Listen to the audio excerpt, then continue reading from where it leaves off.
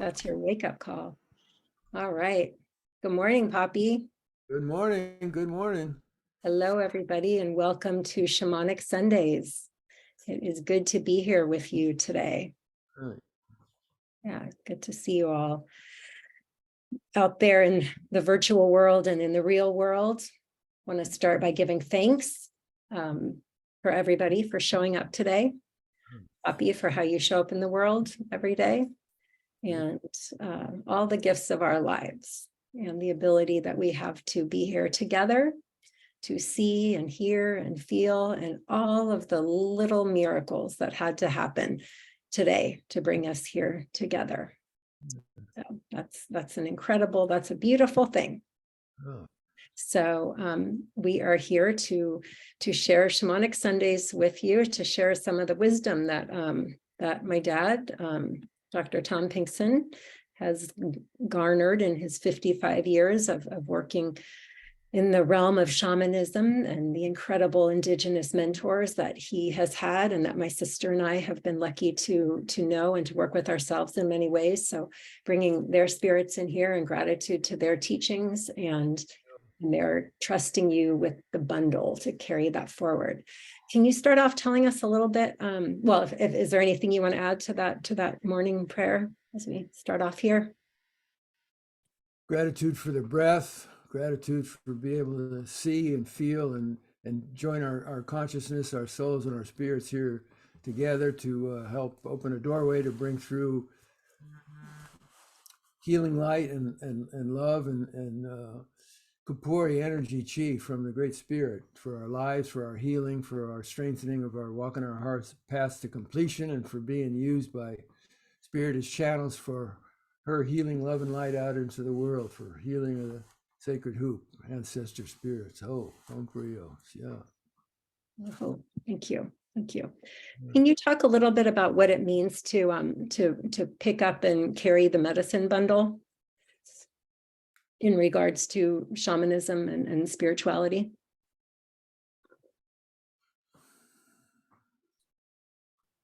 Well, to be technically clear, from Guadalupe, my spiritual grandmother, I have her sombrero.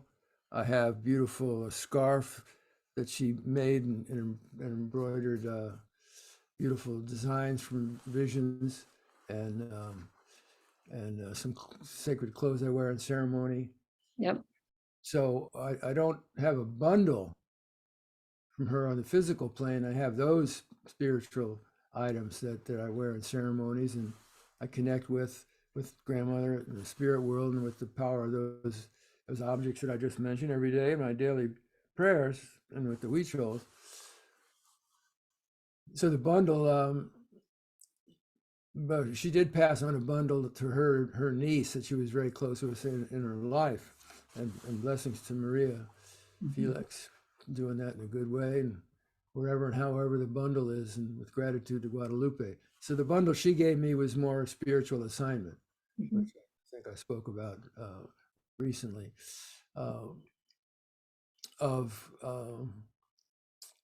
in recognition of what she said, how the people in the North had forgotten that what we call in the North inanimate objects like rocks or the fire or the mountain or the wind or the rain, they're alive. They have consciousness. They have a spirit, and it's from those spirits that we get our lives, and our lives are sustained. And so, if we're not in good relationship with those spirits, which means being thankful with gratitude and humility, recognizing they don't need us, but we need them, that we're giving them daily gratitude from our hearts, things get out of balance. And to say the least, things are out of balance in every plane you can look at of this existence in this middle world at this time. Not by accident, but this feedback of how we're out of balance, trying to get us to wake up. So the bundle that she gave me was to go back and try to help people up in the North to remember Tatewari, Grandfather Fire, is alive, and communicates, and all the creation is also. And we might be able to open ourselves to save ourselves and future humanity, really is what it comes down to, by coming back into respectful, you might say, alignment and an attunement with the way the universe actually works through its interconnected and interwovenness as compared to the pathology perception of separation, which gets us into trouble. So the bundle is to help keep myself woken up and wake up as much as I can, and help my brothers and sisters to wake up to the truth of who we are and why we're here. Sacred, worthy, luminous beings of love that are love, that's forgiving and receiving. And oh, Thank you. Thank you. Thank you. Thank you. Do you remember, can you tell us a little bit about the first time that you went into a shamanic ceremony and what that was like for you? And I know you've written a whole entire books about this, so maybe just like the short abridged version for today. yeah. Well, first I got to try to remember. Okay. Working the memory cells here, so give me a moment. Yeah. Yeah. First, you're asking, just to make sure I'm with you. You're asking my memory of my first shamanic ceremony with other people, with indigenous. Correct. The first shamanic ceremony that you were involved in. Yeah. Led by one of your indigenous mentors. Yeah. Well, I think what comes up now, I'm not, don't quote me that it's accurate in terms of my memory. Of course. Right now is when I went up with my sister Ilsa to spend some time up at Rolling Thunder's place. Yeah. Yeah. Up in Meditante. Yep. But I'd heard him speak a number of times before. Yeah, I've been in ceremony before, but not where shamanic work was taking place. So the first, I think the first time of consciously being involved with shamanic work was when I was up at RT's place back in, I don't know, 72 or something like that, 73. Yep. Yeah. I remember going there with Pia. But anyways, well, go on. You didn't go to Meditante. Oh, I didn't. You went to a 3-day festival that RT was like one of the main people at up in, I don't know where it was, Sonoma or somewhere. Okay. Okay. Yeah. But you asked, I think you asked also about its impact on me. Just your experience of going into your first ceremony, and maybe I should clarify more so it's more relevant for folks who are listening, like, because I know a lot of people are curious about, participating in a shamanic ceremony. Some people are nervous, some people are scared, some people have done some and would like to try again. But when you think back to your first shamanic ceremony, going into it, how did you feel, and what were some of the tools that you took out of it? That would be helpful for us to know about today. What I felt going into it was excitement, curiosity, following the path that apparently, as I look back on my life, the path of an adventurer, going out to explore what's possible in life, the adventure of that, trying to pull out as many plugs of possibility that are limited from conventional conditioning. So having already heard RT speak before, and I was just really thankful to be there.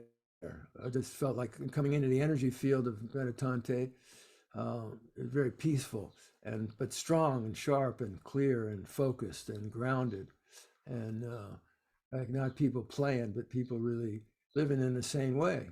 People there under RT and his wife Spotted Fawn. So I felt curious and anxious, not anxious, excited, wow, let's do this. This is a real opportunity. Let me really be present for this. And when you speak about tools that came out of it, I think the primary, we greeted every day. Everybody in the camp would get up and do sunrise ceremony together around the sacred fire and do prayers into the fire. And that just felt to me like coming home. Coming home. And I'd been involved with, let's see, that was early 70s. So since the mid 60s, when I first got woken up with the help of sacred medicines, I've been involved with Asian cosmologies and practices, yoga and meditation and chanting and Hindu, Buddhist, Taoist. So I've been in many of those kinds of ceremonies. and shamanic work can take place in those cultures, but I wasn't privy, you might say, to that in those cultures. It was more using those tools to help train and strengthen my concentration muscles and witness muscles and that kind of thing. So coming out of the ceremonies at RT was seeing and feeling the power of ritual attunement and alignment with the powers of the medicine wheel, the powers that come to us from above, below, and around each direction, and the power from the center, Great Spirit, from which everything comes from. So I really got the power of it, of getting up in the morning and reading that sun, which that medicine came to me in my first vision quest, right around maybe a year before I first met RT.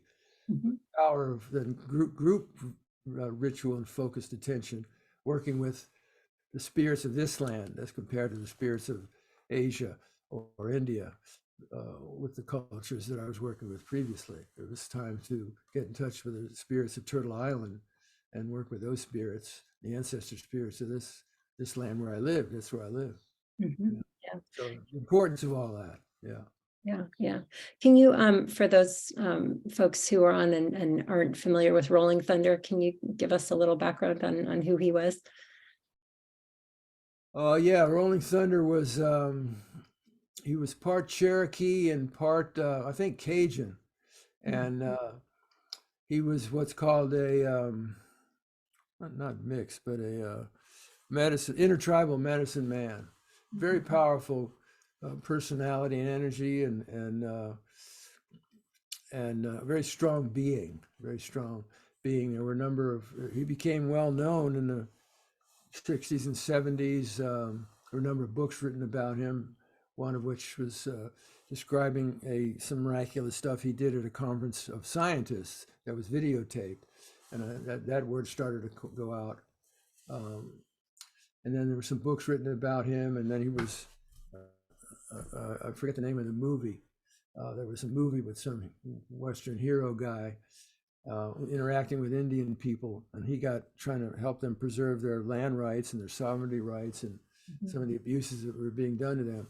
So some of the shamanic stories that were in that movie came from Rolling Thunder's life. And I think he had some cameo role in that movie, and that was like a hit movie for in the hip scene, so to speak, in those days. And so and then the Bob Dylan's Rolling Thunder tour. Rolling Thunder had a role in that also. So he was a good, strong man, and he gave me as you know, he visited our home, and I was doing a vision quest class at a college up in Marin at the time, and he came and spoke to the people there, and good relationship, and I learned a lot from him. Blessings on your life, RT and Spotted Fawn, and your families. Oh, thank you. Good memories of him. Yeah. So I'm thinking of, and honestly, I'm feeling a little bit of this. I know there's just the rates of anxiety and depression are so prevalent in Western societies right now, and I'm feeling some of that today. And I'm guessing at least one other person watching this may feel that or have some feelings of that this coming week. So I'm thinking of how much people oftentimes have anxiety also going into ceremony. Like, you're entering into the unknown, right? When you're going into a plant medicine ceremony or going off on, vision quest out in the wildness. Anyway, so I'm wondering if you could talk a little bit about the tools that one can use going into ceremony to meet those kinds of challenges. And how we might use those in the coming week today, as we're feeling those kinds of things. Yeah. Let me see if I can take in what you just said. I got up at 4:30 this morning back from Santa Cruz, where I was doing It's funny. I think we are all, you, me, Mom, and Nicole, we were all up at 4:30 this morning. Yeah. Well, family unity. Yeah. Let me go back into your question, which Yeah. I'm gonna have to ask you to ask it again. Of how just Oh, as people go into ceremony, when they're feeling anxiousness or depression, going into something, a fearful situation, or just facing those feelings, what are some tools that are used in shamanic practice that could be useful for us in daily life today and in this coming week? yeah. Well, one thing that comes to mind is, first of all, um, let's roll it back a little bit from what you said. So we're not just talking about entering into a ceremony or vision quest, but how to make every day holy. Yeah, that's good. I love that. How to make every day holy. Yeah. Yeah, 'cause this is the day we're given. We're not given tomorrow. We're given today. This is it. So Mhm. let's do our best to make this day holy. Be present for it. And so with feelings of depression or despair or negativity, Mhm. uh, important to, well, it's helpful for me to remember a couple of things. One is feelings are energy. Mhm. Mhm. Feelings are energy. And my thoughts about my feelings are energy. And Mhm. I am energy. And it's all energy. And I have if I find myself in an energy state um, that I'm not enjoying, then it's not by accident. There's a lot of reasons to be depressed about what's happening in the world, tremendous. And the media, just pumps it into us, mainlines it into us. Wah. We don't even have to tune into it. It's in the field. So what is anger, depression, sadness? I think those are natural feelings in response to what's happening in the world, the horrors of what's happening on so many levels, the people, the animals, the plants, the Mother Earth, the Mother Ocean, to the air. I mean, and I think if we didn't have those feelings, there'd be something wrong with us, given the challenges of today's time, what's happening in the evolutionary cycle of life on this planet. It's a rite of passage we're all going through. And with an indigenous culture, with every rite of passage, there's no guarantee. There's always a life-death element to it on the physical plane. You could physically die. And so Mhm. you have to face that. And there's no guarantee the person going through it is going to survive. It depends upon how they show up and meet the challenges. I Yeah. think wonderful metaphor for what's happening in our lives now. So to me the question is not that I'm feeling depressed or angry or sad. I have a right to those feelings and no judgments and experience them, but don't identify with them. Don't don't say that's me. Say, yeah, I'm experiencing fear. I'm experiencing anxiety. I can see myself uptight or constricted or heart closed. My consciousness witnesses all of that, and it's not who I am. It's not who I am. So that helps open up a little space, a little more breathing room, you might say. And then the next step for me is, since now I'm not fighting and resisting those feelings through judgment or trying to make it go away, I just open to experience it. So this is how I experience it somatically, and I notice with my witness the thoughts. Well, what are my thoughts that are running between my ears that maybe feed Mhm. those feelings? Again, without any judgment, but recognizing the more I can catch the thoughts that contribute to those feelings, the more I'm empowered to pull a plug on them if I want.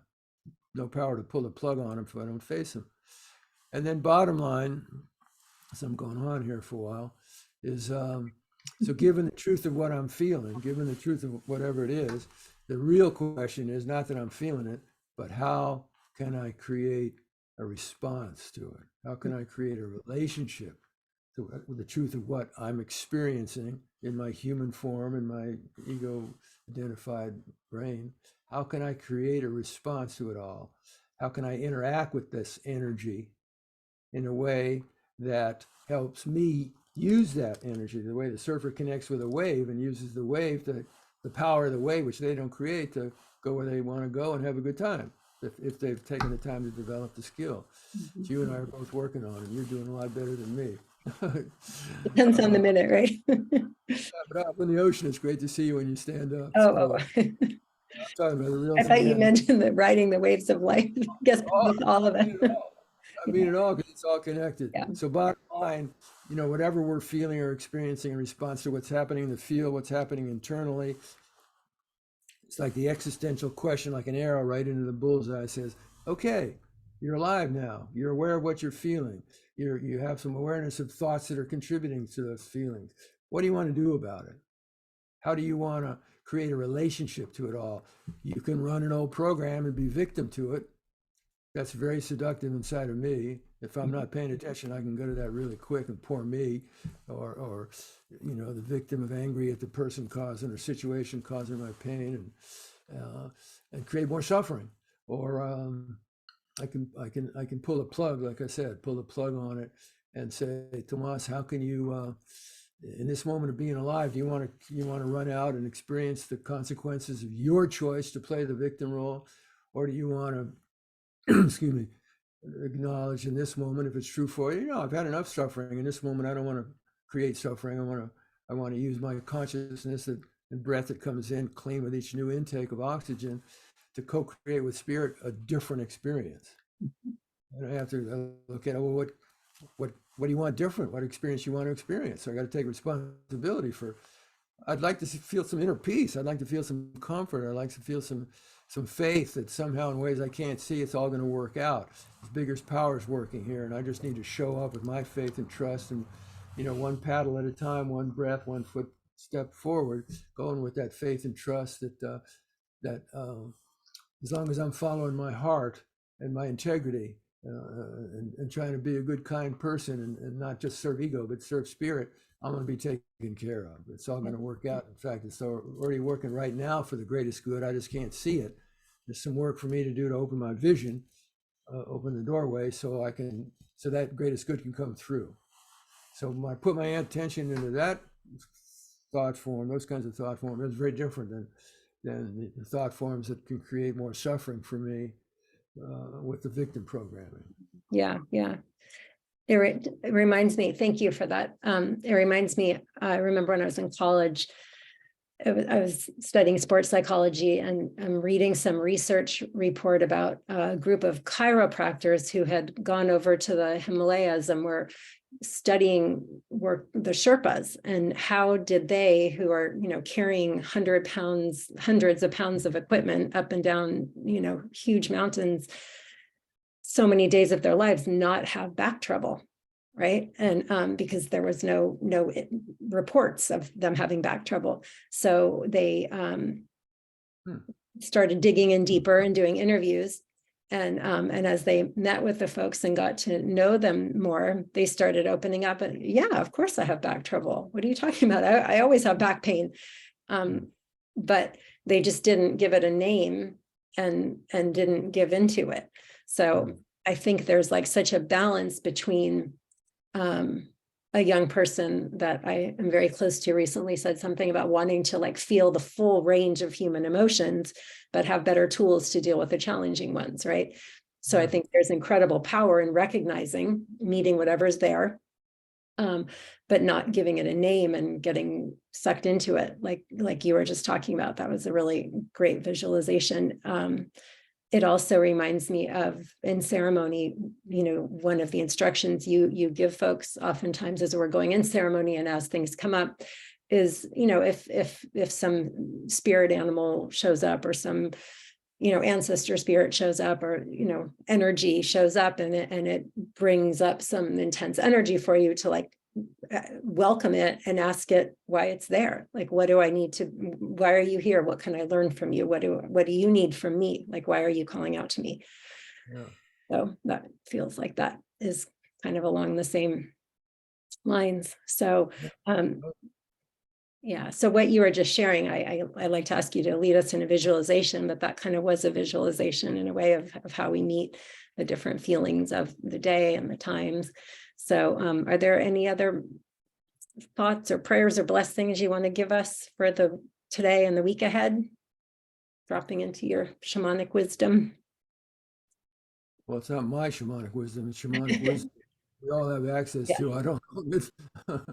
And it starts with awareness and intention, and then attention, making a conscious choice about what we put our attention into, because what we put our attention into takes scattered energy and it makes like a laser, and there's power in that. So that's why it's important to pay attention to what we're thinking, so we can we can catch in awareness the thought forms of limitation and negativity and that create suffering through attachment and ignorance and self-importance, ego, self-importance, and many other aspects of that.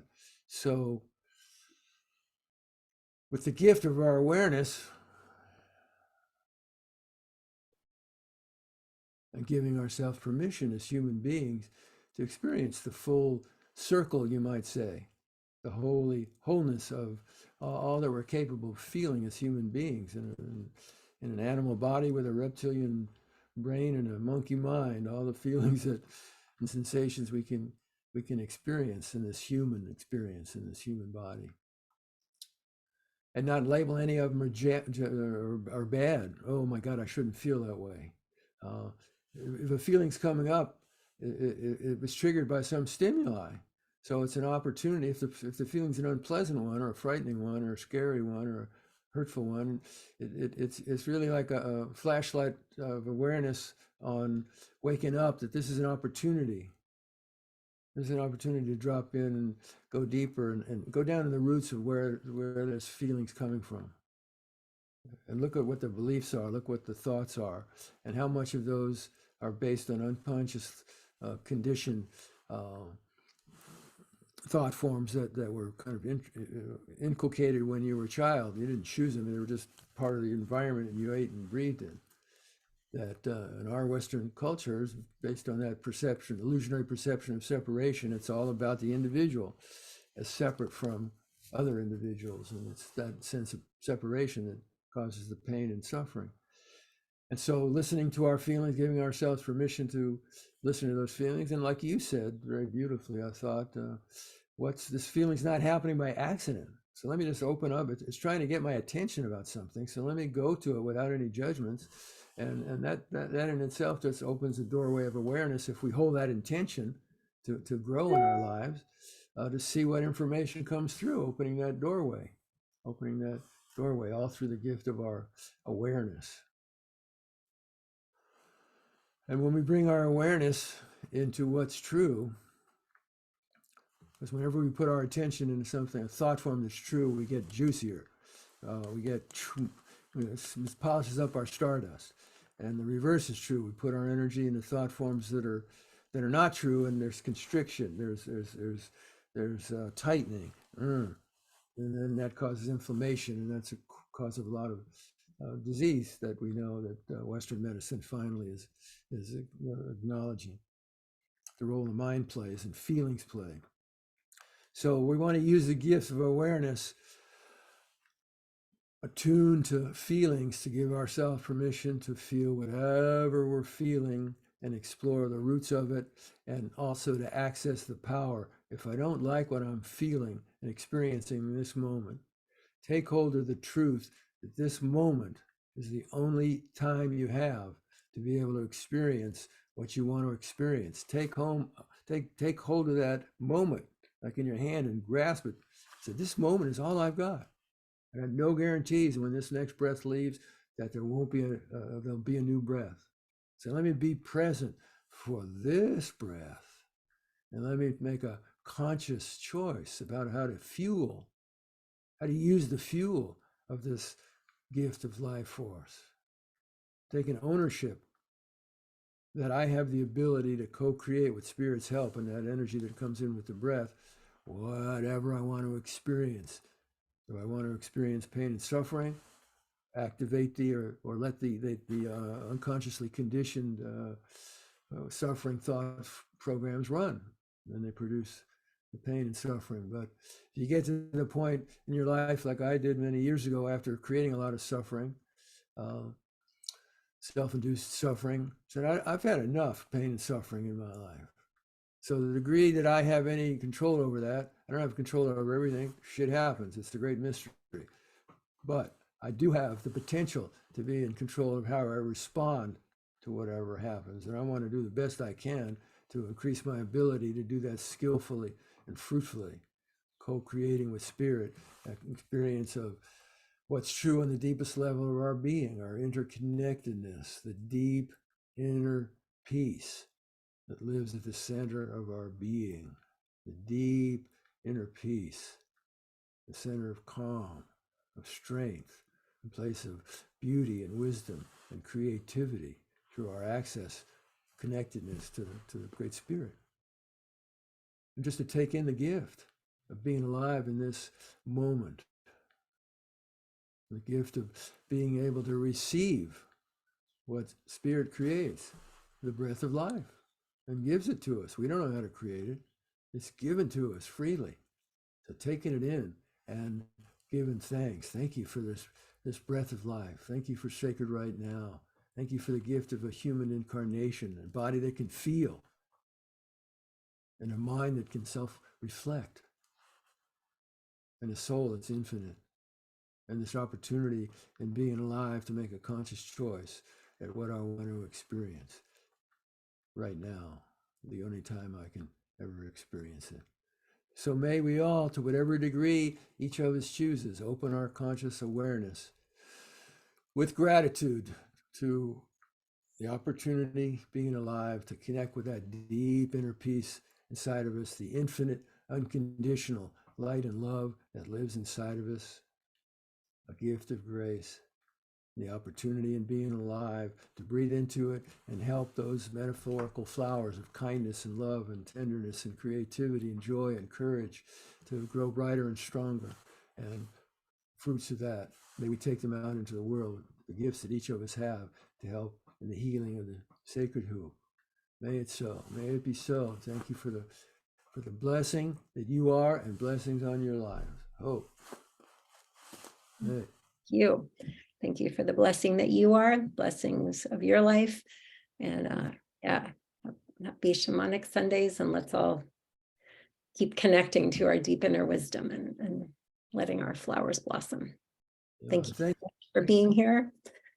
Thank you, Kimmy, you and Nicole for helping make it happen. Yeah, our tech, Nicole, thank you. Love you so much, and love to all of you. Have a great week. We'll see you next Sunday at 10 a.m. Pacific time.